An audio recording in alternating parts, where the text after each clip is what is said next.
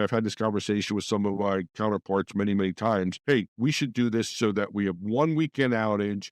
Everything gets moved. It's going to come back. Everyone's going to be happy and we're going to go live. And that way, this project will only last 6 months. It'll be easier to turn over. There'll be less downtime, et cetera, et cetera. I push back hard on that. And I say, listen, if there's any way that you can have network connectivity between your existing and your new, your strategy needs to be app by app relocation. Unfortunately, it does sometimes extend out the length of the engagement, but what it minimizes is the impact to the business of the engagement because you can work on integrations, you can work on system moves separately. And we've learned the hard way that you find things out that nobody knew. And all of a sudden you move even a part of an application from point A to point B, but you leave the other part behind. All of a sudden there's performance issues and you got to figure out how to move things quickly. But there's less impact in that world of doing an app by app migration as I feel is doing a big bang. And that would be a strategy that I would definitely push for. And if you plan for it accordingly, what you end up doing is you're learning a lot about your infrastructure. You're learning a lot about your system setup. This is information that can be used later to help populate what's called a CMDB. It's a database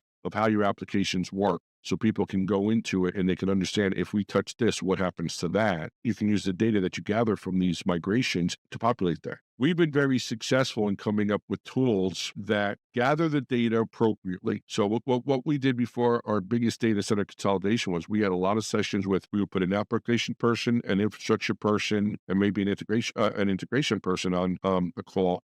And we'd ask them a bunch of questions. Do we know the servers? Do we know the storage? Do we know the database type? Do we know your integration? Do you touch this system? Do you touch that system? And we got really, really good at that. And we would run through all those. And then that would create the checklist for the role. And in doing so, all of a sudden you've got this, it's static, but you've got this really good piece of information on how this application's built. And if you use that appropriately and you use that data in the right way, it becomes very fruitful in the future for other things you need to do.